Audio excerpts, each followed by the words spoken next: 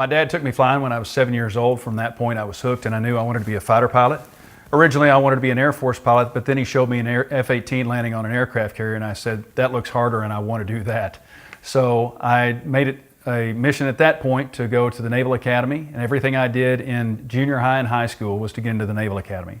I accomplished that first task, graduated in 1992, went to flight school, and flew helicopters. I wanted to fly jets, but I decided to be the best helicopter pilot that I could in hopes that someday I could fly jets.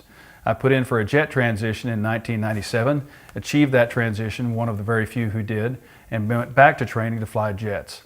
I started flying F-14 Tomcats in 2001, was on the USS Enterprise, and watched the second aircraft hit the World Trade Center while we were actually on station in the Arabian Sea. The ship immediately turned around and I was involved in the first night of strikes in Afghanistan on Tora Bora that night in 2001.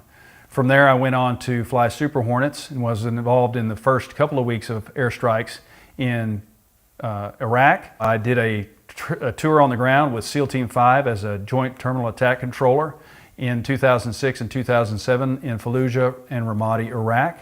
Upon return from that, I was selected as the commanding officer for VFA 143, went back to Super Hornets and flew over Afghanistan for 2009 and 2010, delivering ordnance for troops on the ground in support of our coalition forces there.